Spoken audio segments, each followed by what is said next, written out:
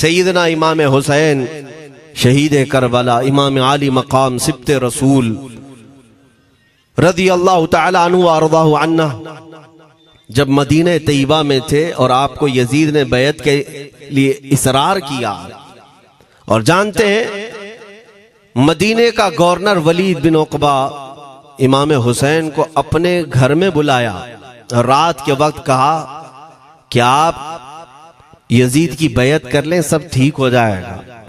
आपने एक तारीखी जुमला फरमाया था, आज वो सब मुसलमानों को याद होनी चाहिए। इमाम हुसैन ने ये नहीं कहा मैं हुसैन रसूलुल्लाह का नवासा यजीद की बैत करूंगा फासिक व फाजिर की, ये नहीं कहा आपने। तवज्जो चाहता हूं, आपने ये नहीं फरमाया, बल्कि ये फरमाया मुझ जैसा उस जैसे की बैत कैसे कर सकता है। ये क़यामत तक आने वालों के लिए मैसेज है, हुसैन जैसा कभी भी यजीद जैसे की बैत नहीं कर सकता, और ना ही वैसों की ताकत को वो मान सकता है। और अल्हम्दुलिल्लाह हमारी माओ ने बचपन से हमें हुसैन को ही सुनाया है, यजीद को नहीं। इसलिए आज अगर किसी तख्त पर यजीद बैठा हो तो हमें डर नहीं लगता इस बात का कि वो गर्दन उड़ा देगा, हमें इस बात का खौफ नहीं लगता कि फांसी पर चढ़ा देगा। हमें इस बात का यकीन है कि अगर हमारे टुकड़े भी हो जाएंगे तो इंशाअल्लाह हमारी रूहें करबला जरूर पहुंचेंगी। इमाम हुसैन के साथ क़यामत के दिन उठाए जाएंगे, हक बात करते हुए अगर दुनिया से जाएं। अजीजा ने गिरामी वक़ार, मैं तारीख की चंद झलकियां आपके सामने रखूंगा। मुझे हुक्म भी हुआ है, बहुत जल्दी वक्त खत्म हो जाएगा, समेटना है। मैं चंद मिसालें आपके सामने रखता हूं। ताकत किसे कहते हैं, कुव्वत किसे कहते हैं। जिम में जाकर बॉडी बनाने वाला ताकतवर है, काजू बादाम खाने वाला ताकतवर है, मुक्के मारने वाला ताकतवर है। कौन है ताकतवर? ताकत किसे कहते हैं? मेरे अजीजों, असल ताकत तो ये है कि तुम इस्तेमाल अपने हाथ पैर कुछ भी ना करो, लेकिन खलबली दूसरों में मची रहे। ये असल ताकत है, ये रब ताला की तरफ से दी हुई होती है इनाम में। वरना आप सोच सकते हैं कि हुसैन आजम के साथ जो लोग आए थे वो कुल काफिला कितना था। अलग अलग रिवायतें, इमाम हुसैन के साथ 135 लोग थे, बाज रिवायात में है 96 थे, 96 लोग थे, बाज रिवायत में 82 थे। शहीद होने वालों की तादाद 72 है। लेकिन इस बात पर अक्सर उलमा मुहद्दिसीन का ख्याल है कि 82 लोग थे, 82 लोग थे। 82 के मुकाबिल में कितने लोगों को आना चाहिए रास्ता रोकने के लिए? अगर किसी आम आदमी से भी पूछे तो डबल कर दो, ट्रिपल कर दो, 4 गुना ज्यादा कर दो। नहीं, 82 को रोकने के लिए पहले 1000 लोग आए, फिर वो 1000 के बाद 4000 प्लस आए, 5000 लोग सिर्फ 82 लोगों को रोकने के लिए आए रास्ता। फिर ये लोग 4 दिन तक रास्ता रोकते ही रहे, 5000 लोग मिलकर। 10वीं मुहर्रम होने से पहले पहले फिर तकरीबन 16000 लोग आए, यानी तकरीबन पूरे टोटल मिलाकर 22000 के करीब, 21000 समथिंग कुछ। 22000 की फौज क्या माने रखती है? किसको रोकने के लिए? 82 लोगों को। इसी से समझ में आता है असल ताकत किसे कहते हैं। ताकत इसी को कहते हैं कि उधर 3 दिन के भूखे और प्यासे हैं, उनके खीमों में साजो सामान भी नहीं, जंग के असबाब भी नहीं, और वो जंग की नीयत से भी नहीं गए। उसके बावजूद 22000 के सीनों में जो खलबली मची है, दुनिया इसी को समझ नहीं पा रही है। अगर दुनिया ये समझती है क्वांटिटी का नाम ताकत है तो हम उसको रद्द करते हैं, नहीं, क्वालिटी का नाम ताकत है। ईमान ये असल ताकत है। और एक तारीखी बात मैं आपके सामने रखता हूं। इमाम हुसैन का रास्ता रोकने के लिए सबसे पहले यजीद की फौज से जो शख्स आया था उसको हुर बिन यजीद कहते हैं। हुर बिन यजीद रियाई 1000 का लश्कर लेकर के ये इमाम हुसैन का रास्ता रोकने आए। 2 दिन तक इधर उधर घुमाते रहा, और जब जब नमाजें होती रही, इमाम हुसैन मुसल्ला इमामत पर हैं और ये यजीदी इक्तिदा भी कर रहे हैं। हर जमात इमाम हुसैन के पीछे हो रही है। लेकिन मैं आपको बताता हूं 10वीं मुहर्रम से पहले इमाम हुसैन ने खुतबा दिया और यजीदियों से कहा, क्या तुम मेरी हैसियत को नहीं जानते? मैं फातिमा जहरा का बेटा हूं, हैदर कर्रार का नूर नजर हूं, रसूलुल्लाह का नवासा हूं। मेरी निस्बतें क्या तुम्हें नहीं मालूम?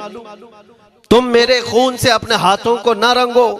मैं तुम्हारे पास ऑप्शन रखता हूं, मैं इस रास्ते से अपने वापस मदीने की तरफ जाता हूं या किसी साहिल की तरफ या दिमश्क जाऊंगा। जंग करना नहीं चाहता तुमसे। ये 3 ऑप्शन जब इमाम हुसैन ने रखा तो यजीदियों ने एक को भी कबूल नहीं किया। वो जंग करना ही चाहते थे, इमाम हुसैन के खून के साथ खेलना ही चाहते थे। लेकिन जो हुर बिन यजीद है, तवज्जो चाहता हूं, जो खुद इमाम हुसैन का रास्ता रोकने के लिए आया, उसके दिल में ये बात आई और उसने आकर के 10वीं मुहर्रम को यजीदियों से कहा, मियां मान लो हुसैन की बात, 3 में से कोई एक बात मान लो, हम जंग नहीं करना चाहते, वो रसूलुल्लाह के बेटे ही तो हैं। तो सारे जो सिपह सालार बड़े बड़े थे, अम्र बिन साद, शिमर वगैरह, हुर बिन यजीद से कहने लगे, तुझे कौन कहता है फैसला करने के लिए? तू सिपाही है, 1000 की नफरी तेरे साथ दी गई है, बस अगर तुझे हमारे साथ रहना है तो मैदान में जमा रह, वरना चला जा, तू सुलह की बातें मत कर। हुर बिन यजीद उसी दिन 10वीं मुहर्रम को उन यजीदियों से कहता, अच्छा अगर तुम मेरे इस बात को नहीं मानते तो तुम्हारी सिपह सालारी तुम्हें मुबारक, मैं हुसैन के खीमे में जा रहा हूं। जो यजीद की तरफ से आया था वो किधर चला गया? मौला हुसैन के खीमे में। कब? सिर्फ 10वीं मुहर्रम, एक रिवायत में 9वीं मुहर्रम को, एक दिन पहले इमाम हुसैन के खीमे में आया, दस्तबोसी की, माफी मांगी और इमाम हुसैन ने कहा, अब तुम जा सकते हो अपने घर।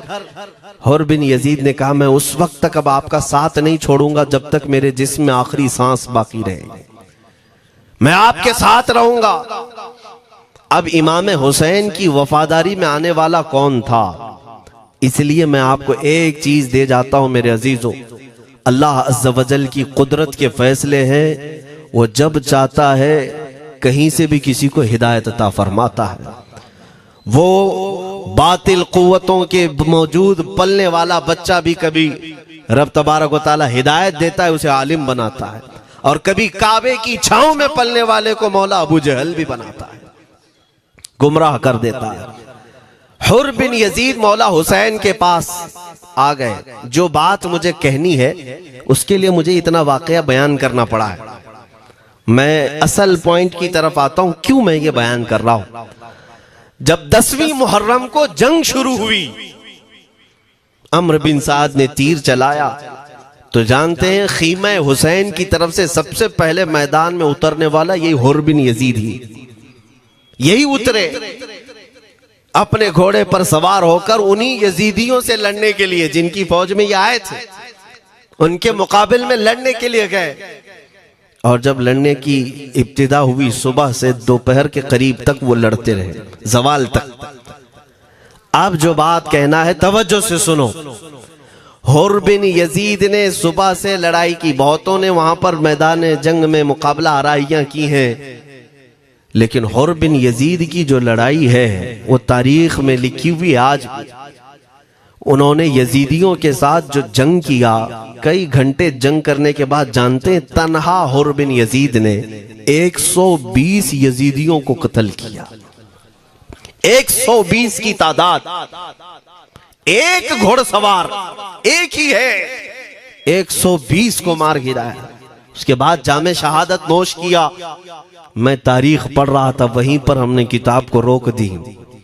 बहुत सारे लोग करबला के वाकयात में इमाम हुसैन के खानदान के बच्चों के शहादत तो बयान करते हैं, उनके जिस्म कट गए, उनके ऊपर घोड़े दौड़ाए गए, लेकिन तुम ये नहीं जानते कि हुसैनी शहजादों ने बातिल कुव्वतों के कैसे छक्के छुड़ाए थे। एक एक जवान ने मुकाबिल में आने वालों को उनकी औकात कैसे याद दिलाई थी। अब सुनो, हुर बिन यजीद 120 को मार गिरा सकते हैं, वो भी एक दिन पहले खीमा हुसैन में आने वाला,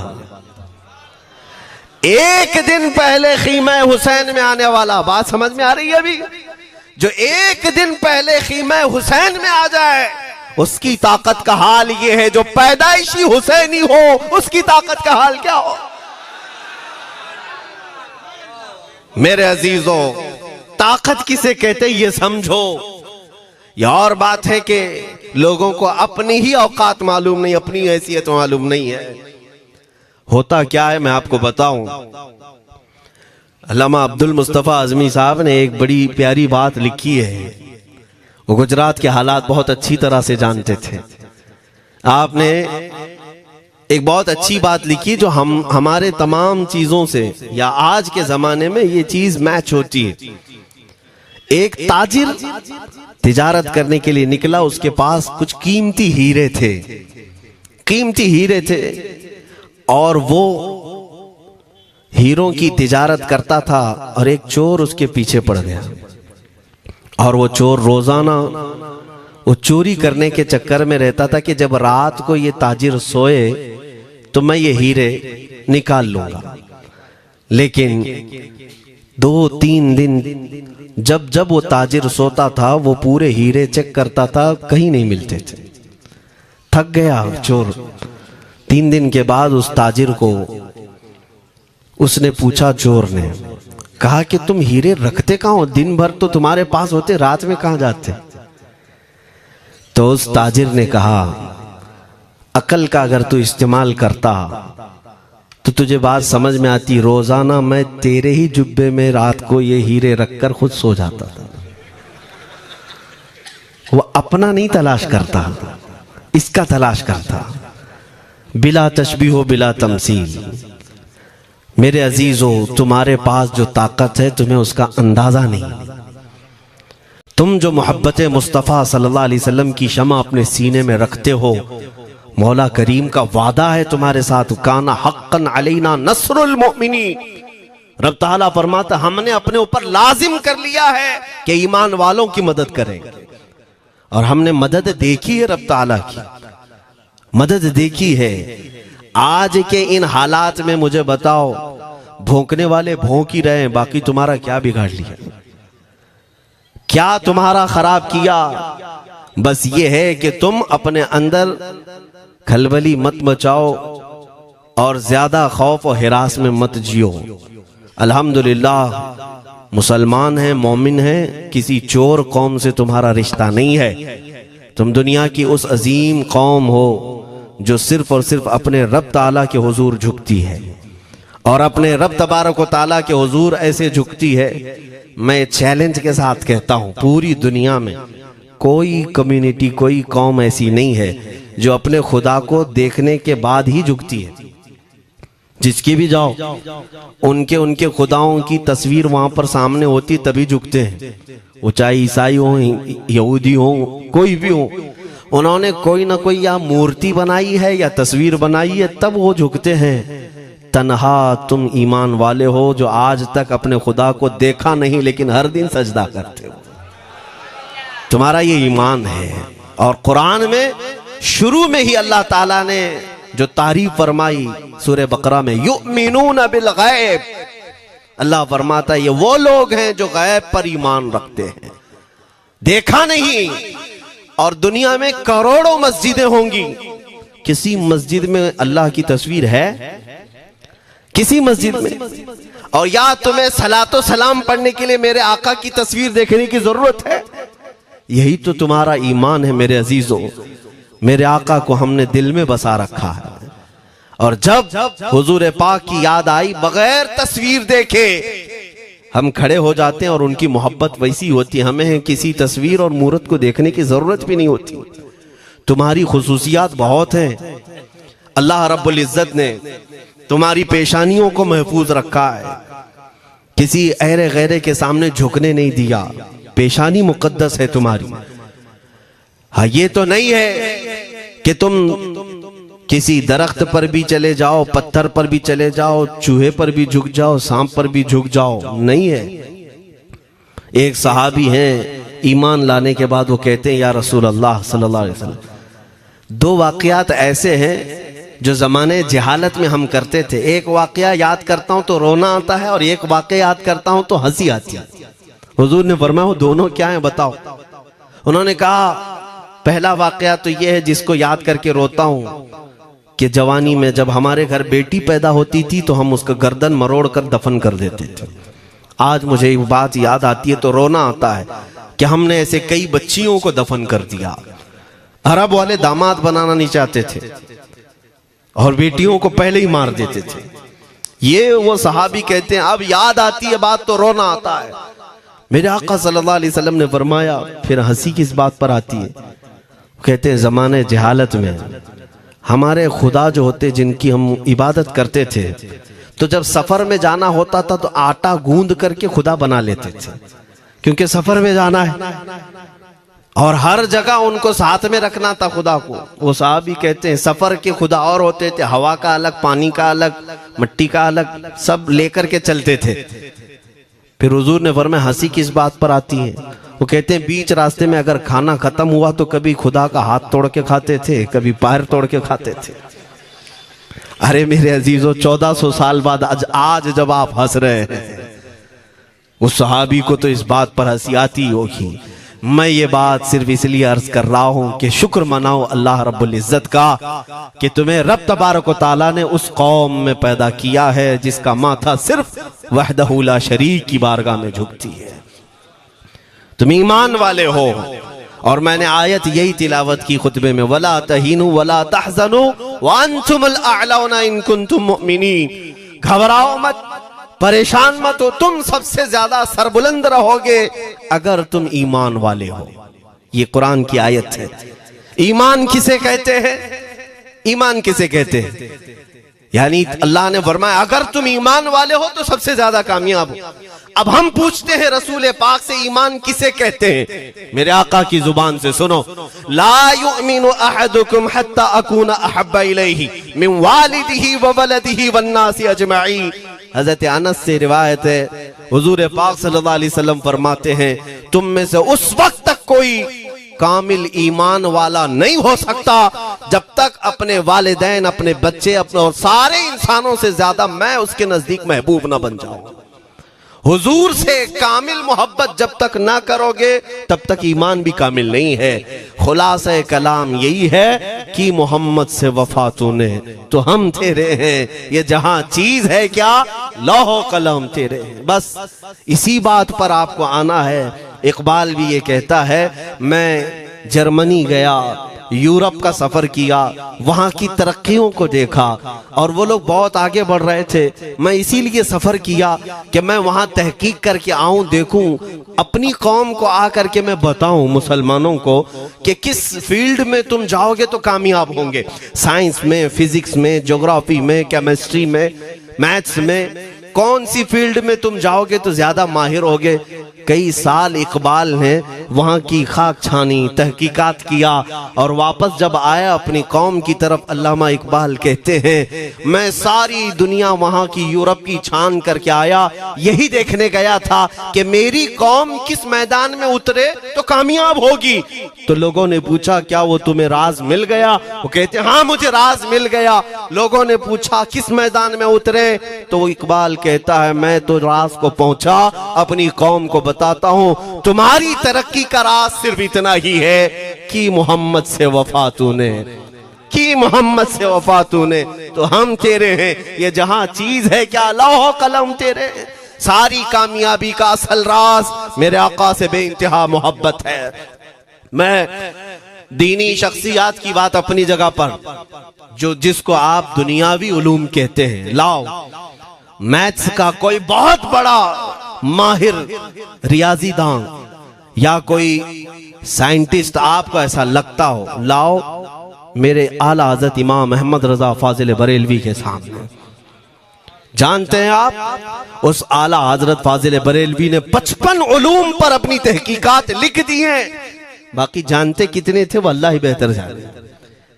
एक बात मैं आपको बता रहा हूं, मैथ्स में, मैथमेटिक्स में उनके पास ऐसी ऐसी इजादात थी। एक किताब आला हजरत ने लिखी है ज्योमेट्री पर, आज के बच्चे जो कॉलेज पढ़ते हैं वो जानते होंगे।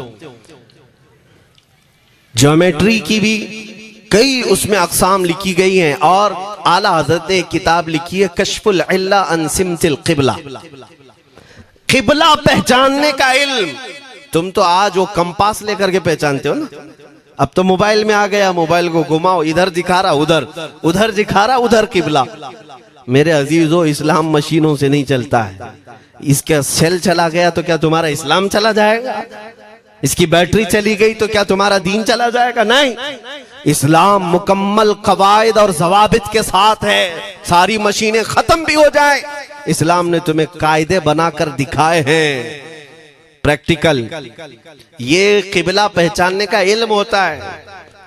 शहर का तूलुल बलद अर्जुल बलद देखना होता है, बहुत सारी उसमें चीजें, उसकी सतह समंदर से ऊंचाई कितनी है, फिर सितारों को देखा जाता है, फिर पहचाना जाता है क़िबला, उसको हिसाब में लगाया जाता है। आला हजरत ने ये जो किताब लिखी पूरे 1400 साल में, आला हजरत की ये किताब जिसमें 10 कायदे खुद उन्होंने इजाद किए, उनसे पहले किसी ने नहीं लिखी, खुद उन्होंने इजाद किए। और उसके बाद आला हजरत ने चैलेंज के साथ कहा कि मैंने, फकीर ने ये 10 कायदे इजाद किए हैं, इस पर कोई अमल करके क़िबला पहचानना चाहे तो उस पर अमल करके खड़ा हो जाए, अगर हिजाबात हटा दिए जाएं तो काबा उसकी नाक के सामने होगा। आला हजरत ने लिखा है काबा ऐन उसकी नाक के सामने होगा। परफेक्ट कायदे उन्होंने लिखे। ये कायदे कहां से आए? हिसाब, मैथमेटिक्स। जो अलीगढ़ के प्रोफेसर अपने फंसे हुए मसाइल हल करने के लिए आला हजरत के पास आए, वाकयात आपने सुने होंगे। अब मैं आपसे कहता हूं, एक बहुत बड़े प्रोफेसर साहब अलीगढ़ के, वो लंदन या ऑक्सफोर्ड जा रहे थे या जर्मनी जा रहे थे कुछ मैथ्स के फंडे हल करने के लिए। आला हजरत के खलीफा ने उन्हें मशवरा दिया कि चले मौलाना अहमद रजा साहब बरेली में रहते हैं, उनसे बात कर लेंगे।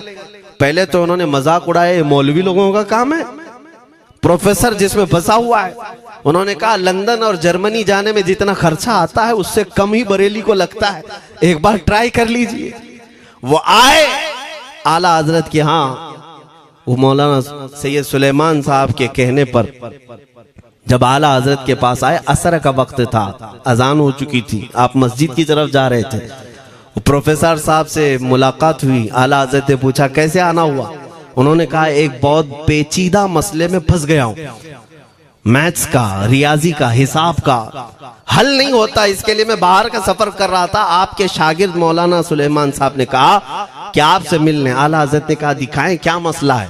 उन्होंने कहा इतने शॉर्ट टाइम में ये हल नहीं होगा, नमाज के लिए आप जा रहे हैं। आला हजरत ने फरमाया फिर भी दिखाओ। आला हजरत को उन्होंने वैसे ही खड़े दिखाया। देखते ही आला हजरत ने उंगलियां रखी और कहा इसका यहां से, इसका यहां से, फलां का यहां से, इस तरह आप लगा करके देख ले, मैं असर की नमाज से फारिग होकर आता हूं। वो प्रोफेसर साहब कहते हैं उन्होंने चुटकियों में यूं हल किया, मैं जब बैठ करके उस मसले को लगाया तो तुरंत 2 मिनट में वो मसला हल हो गया। अब जिसके लिए मैं ये वाकया अर्ज कर रहा हूं सुनो। वो हैरत में आंखें फटी फटी रह गई उस प्रोफेसर साहब की। उधर नमाज होने के बाद आए आला हजरत, तो वो अश करने लगे। कहा मौलाना साहब मैं पहली मर्तबा देख रहा हूं कि मदरसे का कोई मौलवी मैथ्स के इतने टफ फंडे को हल कर लेता हो। मौलाना ये तो बताएं ये रियाजी और ये मैथ्स के मसले आपने किससे सीखे? कौन है आपको? किस कॉलेज में, किस यूनिवर्सिटी से आपने सनद हासिल की है? यही मुझे कहना है मेरे अजीज। अब आला हजरत का जवाब सुनो। कहते हैं जनाब मैंने अपने वालिद से सिर्फ प्लस माइनस और मल्टीपल के मसले सीखे, जमा, नफी और ज़रब हमारे वालिद साहब ने बस इतना ही सिखाया। और उस वक्त बचपन में मुझे मंतिक, फलसफा, ये सब किताबें पढ़ने का शौक था। मैं हिसाब के, ज्योमेट्री के ये किताबें लेकर बैठा। मेरे वालिद आए, देखा, पूछा अहमद रजा क्या पढ़ रहे हो? मैंने दिखाया ये मंतिक है, फलसफा है या हिसाब की किताबें हैं। मेरे वालिद ने वो किताबें अपने हाथ में ले ली और कहा जा रसूलुल्लाह की हदीसें पढ़, सदक़े में सारे इल्म दे दिए जाएंगे। आला हज़रत फरमाते हैं उसके बाद मैंने अपनी जिंदगी मेरे मुस्तफा के कदमों में लगा दी। ये जो आप देख रहे हैं ये मेरे मुस्तफा के कदमों से छनकर मुझे मिला है। बस बात समझ जाओ, ताकत इसी को कहते हैं। नबी पाक सल्लल्लाहु ताला अलैहि वसल्लम से बेइंतहा मोहब्बत करने वाला वो दुनिया के किसी मैदान में भी तन्हा नहीं होता, तन्हा नहीं होता। अजीजा ने गिरामी वक़ार, मैं इस बात की तरफ आपको ले जाता हूँ। एक सहाबी हजरत सलमा बिन अकवा रदियल्लाहु ताला, इनको राजिलु रसूलिल्लाह कहा जाता है। हुजूर सल्लल्लाहु अलैहि वसल्लम के ऐसे सिपाही जितने गज़वात में गए, जितनी जंगों में गए, कभी घोड़े पर नहीं बैठे, पैदल। और वह ऐसा पैदल चलते थे कि कोई घोड़ा भी उनके साथ नहीं पकड़ पाता उनको जब वो भागते थे। घोड़ा भी अपनी तेज रफ्तारी के बावजूद उन्हें नहीं पकड़ पाता। उनको वो लक़ब मिला था राजिलु रसूलिल्लाह, छल करके सफर करने वाला रसूलुल्लाह का सिपाही। एक बार ऐसा हुआ, एक बनु कार्रा का शख्स जिसका नाम अब्दुर्रहमान है, ये मुनाफिक था, खबीस था। इसने तकरीबन 400 लोगों को जमा किया, अपने हम मिजाज लोगों को, और मदीने पर रात के वक्त एक बगीचे पर हमला किया, पूरे बगीचे को आग लगा दिया। और उसके बाद फिर जो खजूरें थी वहां से सब लूट लिया, लूट करके अपने घोड़ों पर रख लिया और निकल पड़ा। उस वक्त सिवाय हजरत सलमा बिन अकवा के कोई नहीं था। उधर 400 लोग लूट मार कर रहे हैं और खजूरें जमा कर रहे हैं, और ये तन्हा साहबी। इस साहबी का हाल ये है, घोड़ा भी नहीं होता था कभी नहीं। अब इनको जलाल आया कि मेरे मुस्तफा के शहर की एक खजूर भी मैं बाहर जाने नहीं दूंगा जो चोरी करके जा रहा है। उसके बाद आपने पीछा करना शुरू किया। और हकीकत देखें, आप जब हदीस पढ़ेंगे, आला हजरत ने अल मलफूज में भी इसको नकल फरमाया।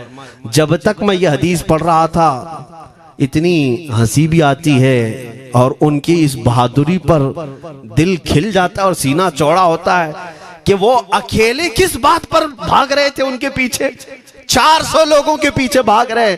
अच्छा, कोई ये कहे कि नादान आदमी है, 400 लोगों को नहीं देख रहा, अकेला भाग रहा है। हो सकता है इनको कोई कह दिया हो, लेकिन मुझे हैरत उन 400 पर हो रही है जो एक से डर के भाग भी रहे थे। वो भी भाग रहे हैं, एक दौड़ा रहा है और 400 भाग रहे हैं।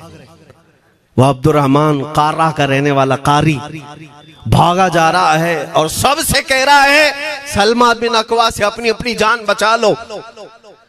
इसीलिए मैं कहता हूं ये बुज़दिल कौमें हैं, मेरे मुस्तफ़ा के गुलामों का मुकाबला करने की सकत नहीं रखती जिसके सीने में इश्क़ मुस्तफ़ा हो। 400 भागते रहे और ये भगाते रहे बहुत दूर तक। जब हज़रत सलमा बिन अकवा भागते थे तो घोड़े भी पीछे पड़ जाते, और आप जैसे जैसे कोई घोड़सवार आता उसकी टांग पकड़कर खींचते और उसकी गर्दन पर पैर रखते, फिर आगे निकल पड़ते थे। न जाने कितनों को उन्होंने तन्हा अपने हाथों से गिराया, कोई मुकाबला करने को तैयार नहीं। गिराते भी हैं और उनकी गिरी हुई खजूरें जमा भी करते हैं कि मुझे मदीने वापस ले जाना है। उस सहाबी को मैं पढ़ता हूं, अजीजा ने गिरामी खजूरें जमा करते रहे और उन्हें भगाते रहे। आखिर में वो 10-10 की टुकड़ियों में बदल गए। वो अब्दुर्रहमान कार्रा का रहने वाला कहने लगा एक साथ मत भागो, ये अकेले सबको भगा रहा है, 10 इधर जाओ, 10 उधर जाओ, 10 उधर जाओ। जालिमों, पलट कर मेरे मुस्तफा के गुलाम का मुकाबला करके देखते हैं, लेकिन किसी से नहीं हुआ। वो पहाड़ की चोटियों में चले गए। हजरत सलमा बिन अकवा पहाड़ पे भी चढ़ने लग गए। तो अब्दुर्रहमान कार्रा वो कहता है वहीं से चीख करके, सलमा बिन अकवा तुमको क्या चाहिए, क्यों पीछा कर रहे हो? कहा मैं शहर रसूल की एक खजूर भी जब तक तुम्हारे पास होगी पीछा करता रहूंगा। उसने वहीं से अपने सारे साथियों को पुकार कर कहा सारे लोग खजूरें फेंक दो, अपनी जान बचा लो। सबों ने खजूरें दे दी। हजरत सलमा बिन अकवा पूरी खजूरें जमा की है, कितनों को रोनते हुए वापस आने लगे।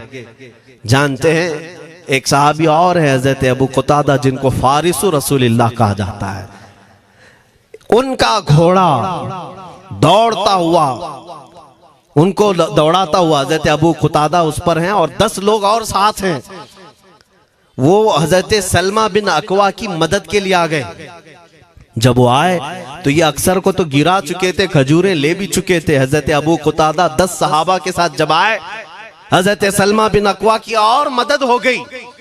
अब ये मदीने आने लगे तो तवज्जो चाहता हूं। हजरत सलमा बिन अकवा ने पूछा, मैं तो अकेला दौड़ा रहा था, कोई मुझे न देखा था, ना ये वाकई की किसी को खबर थी, तुम यहां तक कैसे आए? तुमको किसने भेजा मेरी मदद के लिए? मुसलमानों याद रखो, मेरे मुस्तफा की वफादारी में जब कोई निकलता है तो कहां से मदद आती है अंदाजा भी नहीं होता। हजरत सलमा बिन अकवा ने उनसे पूछा अबू कुतादा से, तुम आए कैसे?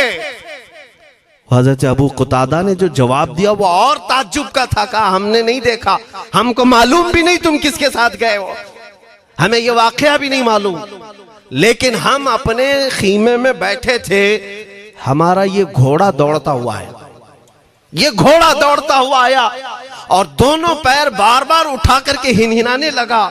मेरा घोड़ा ऐसा कभी करता नहीं, वो जिहाद में जाने वाला घोड़ा है, फरमाबरदार है। अबू कुतादा ने उसको सहलाया लेकिन फिर भी वो खामोश नहीं हुआ। हजरत अबू कुतादा कहते, मैं पहचान लिया, वो अपनी पीठ पर मुझे सवार करना चाहता है। मैं इसकी पीठ पर बैठ गया। मेरे साथी भी ताज्जुब में थे, इतनी वक्त गुजर जाने के बाद घोड़े को न भूख लगी है न प्यास लगी है, ये कहां ले जा रहा है? अबू कुतादा कहते, ये घोड़ा है जो तुझ तक हम सबको ले आया है। हजरत सलमा बिन अकवा ने कहा, हाँ मुझे याद है, जब मैं उन 400 को दौड़ा रहा था तो तुम्हारा घोड़ा मुझे देख रहा था। पता ये चला दुनिया का हर जानवर भी मेरे मुस्तफा का वफादार है।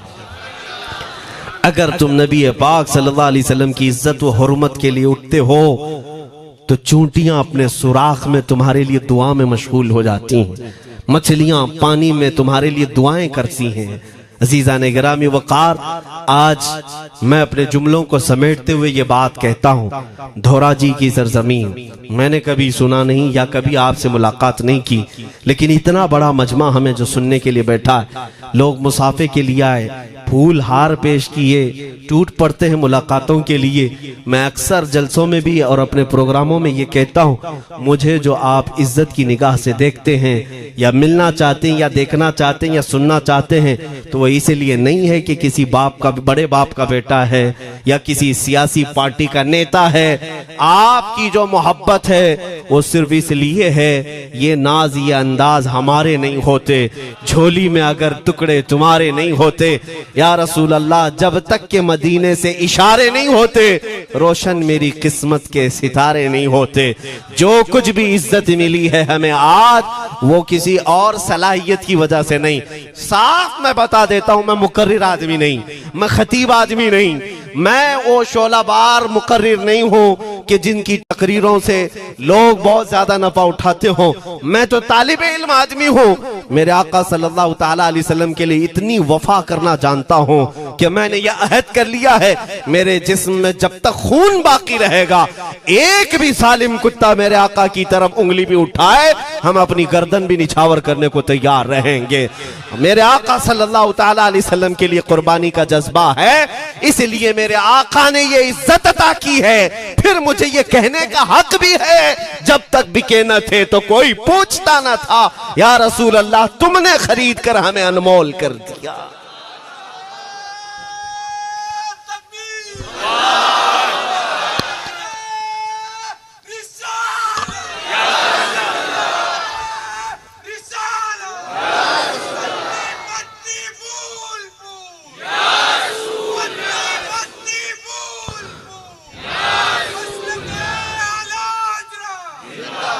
मेरे अजीजों, इस बात पर आज तुम्हारा इत्तिहाद होना है, आज तुम्हारा इत्तिहाद होना है। मैंने काफी इलाकों के दौरे किए और देख लिए, लोग जो कहते हैं हम बिखरे हुए हैं, बटे हुए हैं, टुकड़ों में हैं, लेकिन मैंने सबको देखा, यकीनन फिरकों में भी बटे हैं, सिलसिलों में भी। हालांकि सिलसिलों में इख्तिलाफ होना नहीं चाहिए, जो सलासिल हक्का हैं वो सब मदीने तैयबा की नहरें हैं, इख्तिलाफात नहीं, लेकिन उसके बावजूद बटे हुए लोग हैं। एक दूसरे से मुसाफा नहीं करना चाहते, एक दूसरे के पीछे नमाजें नहीं पढ़ना चाहते, जो खाली सुन्नी होकर भी, ईमान वाले होकर के भी। मैं बहुतों से ये शिकायतें सुना कि हम में बहुत सारे इख्तिलाफात हैं, लेकिन इसका हल तकरीरें हैं, तहरीरें हैं, लोगों को समझाना है, इस्लाह करना है, सब करके देख लिया। लेकिन एक बात मैंने खुद प्रैक्टिकल देख लिया कि 1000 टुकड़ों में क्यों न बटे हों, लेकिन मेरे मुस्तफ़ा का नाम आ जाए तो हर कोई मुत्तहिद नजर आता है। ये हमने देख लिया है, ये हमने देख लिया है।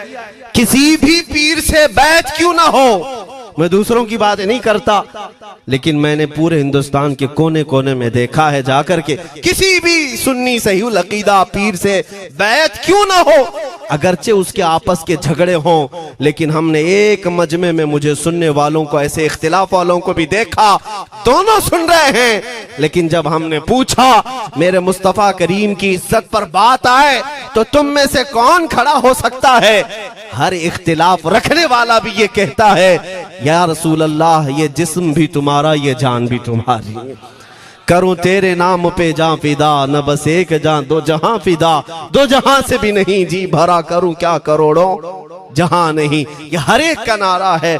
इससे पता ये चला कि आज तुम सबको अगर कोई चीज जोड़ सकती है तो नाम मोहम्मद है, मेरे मुस्तफ़ा करीम सल्लल्लाहु अलैहि वसल्लम की मोहब्बत है।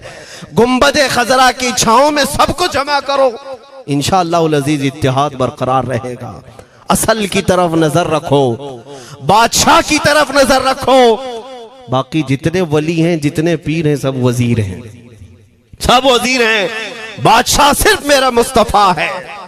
नबी पाक सल्लल्लाहु ताला अलैहि वसल्लम को हम शहंशाह तस्लीम करते हैं, लिहाजा अगर बादशाह की तरफ नजर होगी तो तुम्हें शैतान ये इस तरह की लड़ाइयों में नहीं रखेगा, वो कामयाब नहीं हो सकेगा। तुम सबका मिशन अगर मेरे मुस्तफ़ा की इज्जत और उनकी नामूस हो जाए, हुजूर अकरम सल्लल्लाहु ताला अलैहि वसल्लम की तरफ हमने देखा है बड़े बड़े इख्तिलाफात खत्म हो जाते हैं। हजरत अबू ज़र ग़िफ़ारी, हजरत बिलाल हबशी, दोनों में झगड़ा हो गया था, तकरार हुई। हजरत अबू ज़र ग़िफ़ारी ने सिर्फ हजरत बिलाल को गुस्से में आकर कहा, काली औरत के बेटे, या इब्न उम्मी सौदा, ये तकरार में हो जाता है। हजरत बिलाल को ये बात लग गई, थे तो काले, लेकिन सहाबी ने कहा था काली औरत के बेटे। हुजूर के पास जाकर अर्ज किया, या रसूल अल्लाह, अबू ज़र ने मुझे आज यूं कहा, अबू ज़र ने मुझे आज यूं कहा, काली औरत के बेटे। मेरे आका सल्लल्लाहु अलैहि वसल्लम को जला लाया, बाहर आए, बुलाया, अबू ज़र कहाँ है, आए। हुजूर पाक ने उनको मुखातिब करके सिर्फ इतना फरमाया, अफीकल जाहिलिया, अभी तक तुम्हारे अंदर पुरानी जाहिलियत बाकी है। 3 बार पूछा और उसके बाद मेरे आका चले गए, कुछ नहीं फरमाया। पुराने जमाने की काफिरों की जाहिलियत अभी बाकी है, जो माँ के नाम से लोगों को गालियां देते या पुकारते थे। हजरत अबू ज़र ग़िफ़ारी को इतनी बात लग गई कि मेरे आका मुझसे रूठ गए, मेरे आका के दिल पर यह बात लग गई। तो उन्होंने ये नहीं किया कि देखा जाएगा बाद में क्या होगा, नहीं, सीधे मस्जिद नबवी में हजरत बिलाल को ढूंढने के लिए आए। कहाँ है? हजरत बिलाल मिल गए तो उनका हाथ पकड़ करके लाए। अबू ज़र ग़िफ़ारी जमीन पर लेट गए, सो गए। कहा है बिलाल, मुझे माफ कर दे, मैंने तुझे सख्त जुमला कहा, मुझे माफ कर दे। हजरत बिलाल ने कहा, ठीक है, मैंने माफ कर दिया, हो गई बात। लेकिन हजरत अबू ज़र ग़िफ़ारी ने कहा, नहीं, मेरा दिल इस पर सुकून नहीं मानेगा।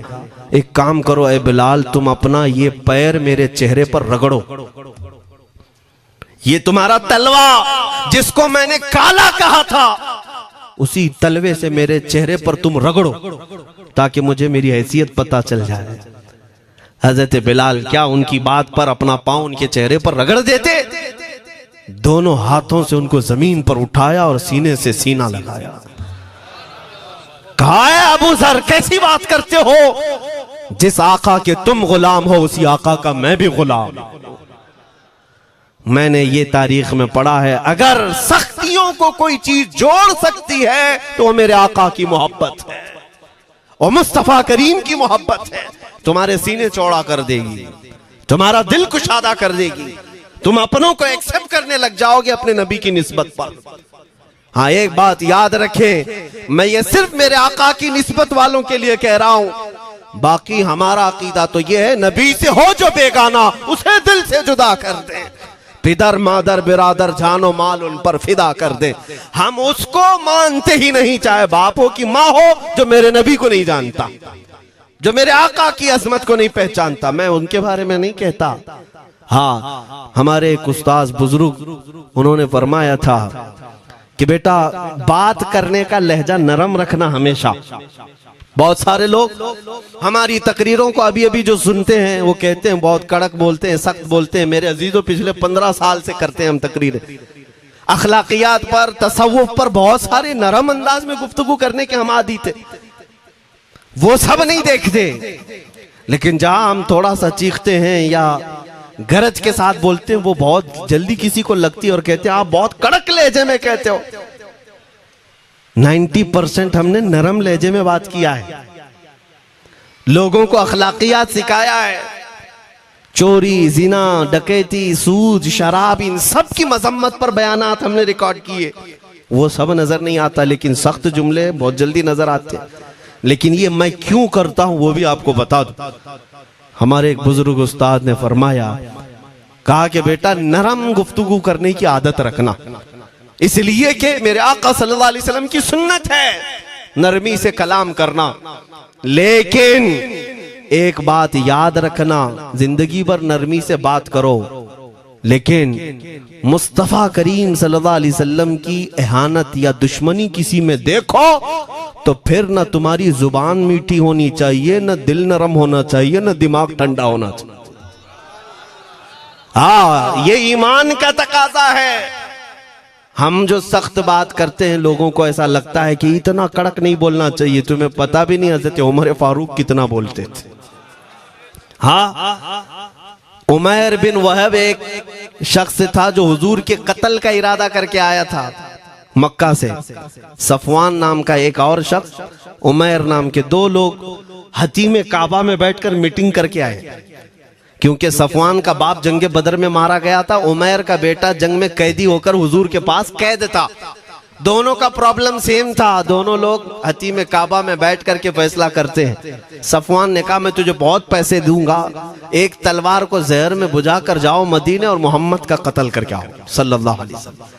उमैर बिन वहब तलवार छुपा करके मदीने आया, लेकिन जिस वक्त वो आया, हजरत उमर फारूक चंद सहाबा के साथ मस्जिद नबवी के बाहर खड़े थे।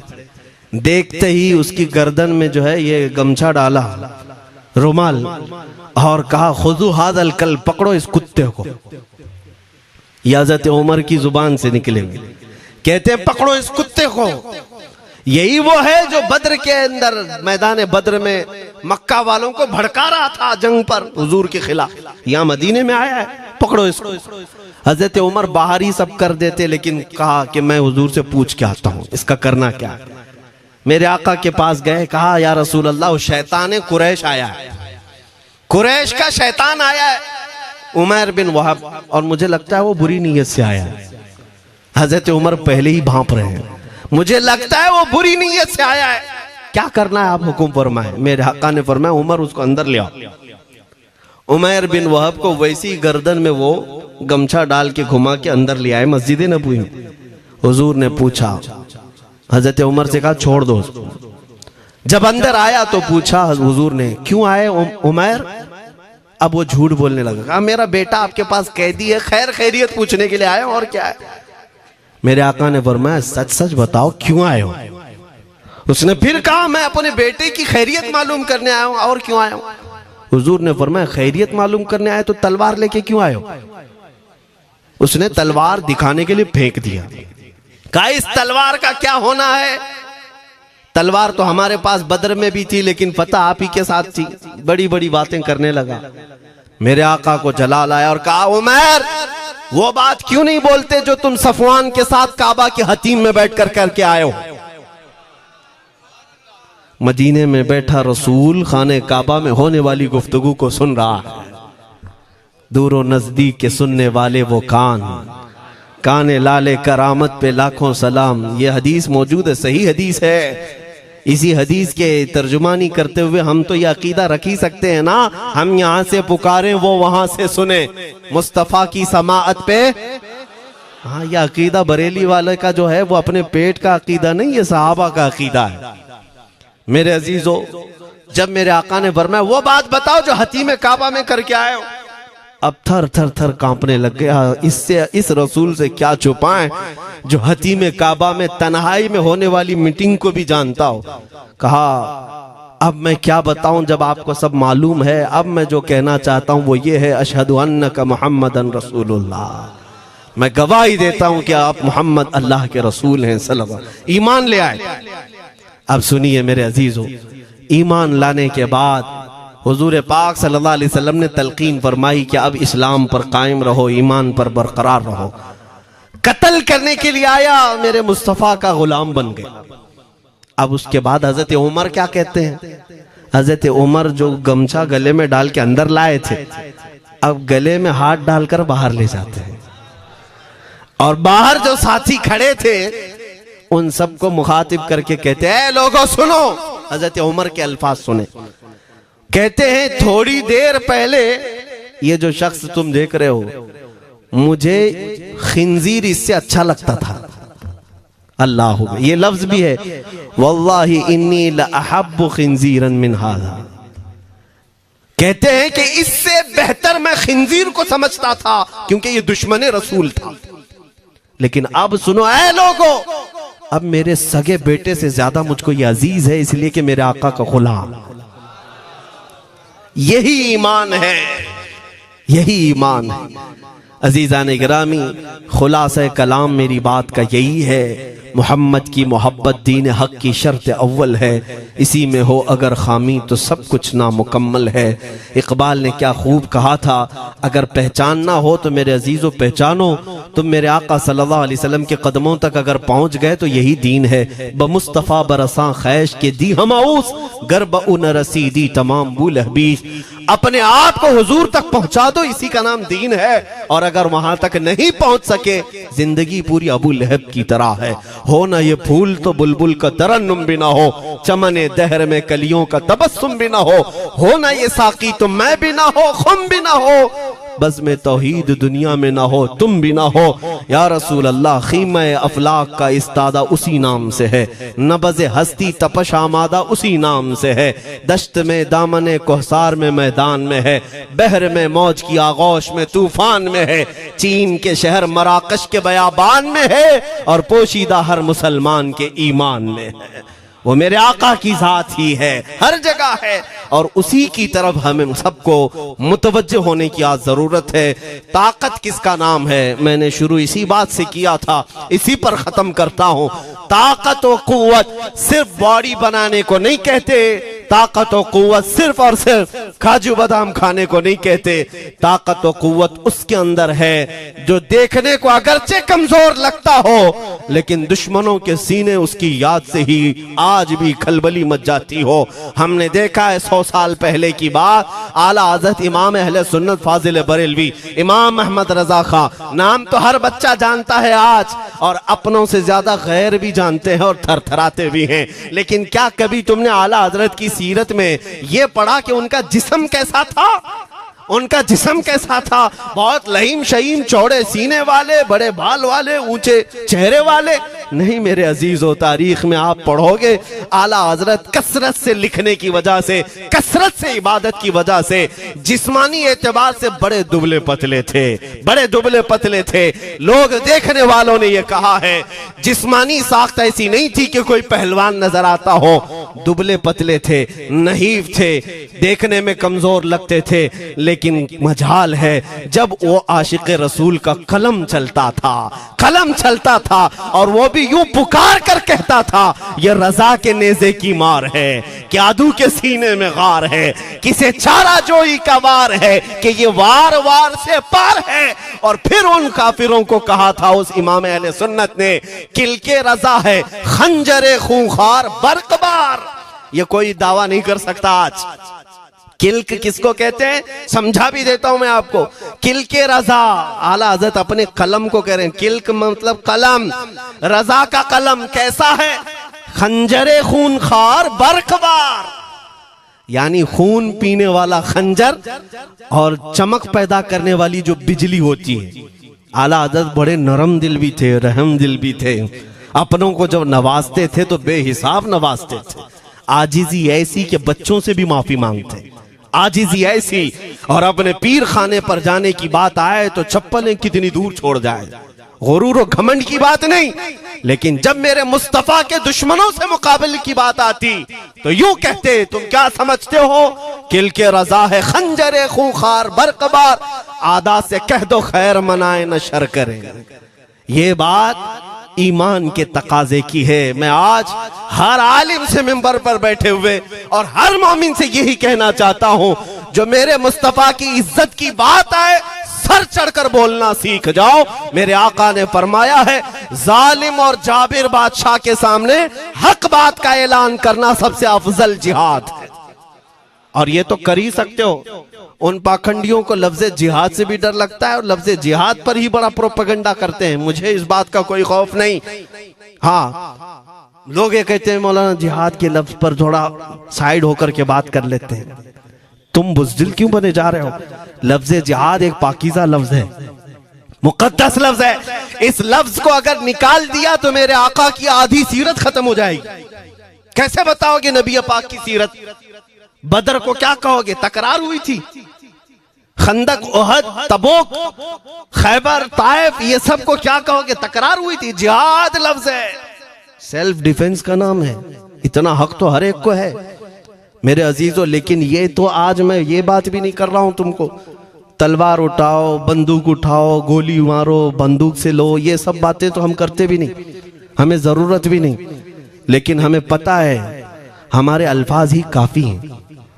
मेरे आका सल्लल्लाहु ताला अलैहि वसल्लम की मोहब्बत जिसके सीने में हो, मेरे आका ने जब ये फरमाया है कि हक बात का ऐलान करना सबसे अफजल जिहाद है, तो इस पर तो हर कोई आज अमल कर सकता है। हक बात कहो, मिंबरों से कहो, और ट्रस्टियों से भी कहता हूं उलमा को कहने की आजादी भी दो कि वो बुज़दिल न बनाए। खौफ न रख रजा जरा, तू तो है अब्दे मुस्तफा। एक बात समझ करके चले, हम मुल्क के खिलाफ, कानून के खिलाफ नहीं बोलना चाहते। मुल्क हमारा भी है, देश हमारा भी है, और यहाँ के कवानीन जिस पर हम अमल कर रहे हैं, खुशी से अमल कर रहे हैं। लेकिन इन जालिमों ने क्या बना दिया है, इनके नजदीक देश पूरा मोदी है। हाँ, इन साहब के बारे में मत बोलो, वो देश है, कल को अगर नहीं रहे तो देश चला जाएगा। मेरे अजीजों, किसी व्यक्ति, किसी शख्स की गलत पॉलिसियों पर तनकीद करने का नाम देश के खिलाफ बोलना नहीं है। हम अपने देश से मोहब्बत ऐसी करते हैं। आज भी आजादी का दिन है ना, आजादी का दिन है। ये लगे हाथों ये बात कह करके गुजरता हूं। आज भी जा करके देखें, इंडिया गेट पर सबसे ज्यादा शहीदों के नाम जो लिखे गए हैं वो मुसलमानों के हैं। इनको क्या पता है 1857 से जो अंग्रेजों के खिलाफ लड़ रहे थे, ये लड़ रहे थे। आजादी का परचम सबसे पहले बुलंद करने वाला कोई संगी नहीं था, वो शहीद टीपू सुल्तान था। सबसे पहले तोपमैन हिंदुस्तान का, अंग्रेजों के खिलाफ आवाज बुलंद करने वाला। पूरे अंग्रेज उसके खिलाफ खड़े थे। इनको आज बोलने की तौफीक भी नहीं मिलती। और उसके अलावा वो उलमा की बात कहां चली गई आज? अंग्रेज तारीखदान ने लिखा है कि सबसे ज्यादा हमें खतरा हिंदुस्तान में मुसलमानों से था, और हमने दिल्ली से लेकर कश्मीर तक कोई एक झाड़, कोई एक दरख्त बाकी नहीं था जिसमें हमने एक आलिम को लटकाया नहीं था फांसी पर। जिनकी तादाद गिनी गई है तो तकरीबन 26,000 उलमा को इन्होंने फांसी दी थी, दिल्ली से लेकर कश्मीर तक। मुझे बताओ, जजीरा अंडमान निकोबार में किसको भेजा इन्होंने? मौलाना फजल हक खैराबादी, इनायत अहमद काकोरवी, ये तमाम वो लोग हैं। अल्लामा इनायत अहमद काकोरवी, जिनकी किताब आज तकरीबन हर मदरसे में पढ़ाई जाती है, इल्म सिखा। ये किताब यहाँ चटाई पर बैठकर लिखी हुई नहीं, उस जेल की दीवारों पर लिखी हुई किताब। उसको पढ़ करके आज बच्चे आलिम बनते, हम भी पढ़े। ये वो लोग हैं जिनको सिर्फ और सिर्फ हक बात कहने की बुनियाद पर जिंदगी भर जेल में डाल दिया गया। आज ढूंढ करके निकालो मौलाना फजल हक खैराबादी का मजार कहाँ है, और अंडमान निकोबार में। जहां काला पानी की सजा दी जाती थी। किफायत अली काफी का नाम सुना है मेरे अजीजों? ये नाम का जिक्र आना तो हक बनता है आज की रात जरूर। मुरादाबाद शहर का वो आलिम रब्बानी, वो सिर्फ और सिर्फ मुजाहिद आजादी नहीं बल्कि फना फिर रसूल भी था।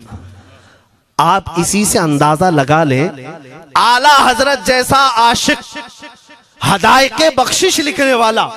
आला हजरत के अशार तो पता है ना, इमामुल कलाम कहते हैं। आला हजरत की नातों को इमामुल कलाम कहते हैं। सारे कलामों का इमाम आला हजरत की नाते हैं। पढ़ करके देख लो, वजद आ जाए हुजूर की नाते।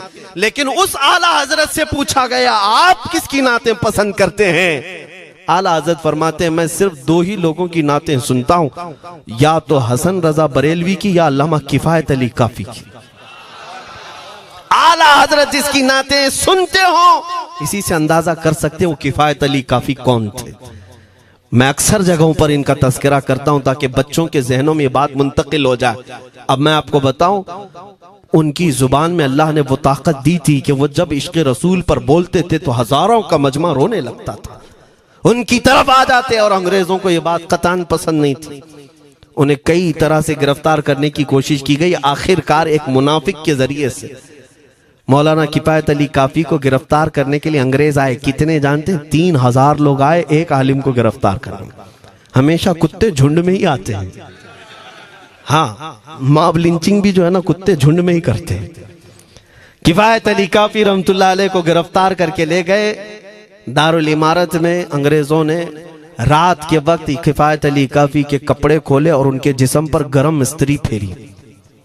इस्त्री से पूरा दागते थे और जब चमड़ी जल जाती थी तो उस पर नमक छिड़कते थे। हफ्ता भर तक अल्लामा किफायत अली काफी को उन्होंने ये दर्दनाक सजाएं दी।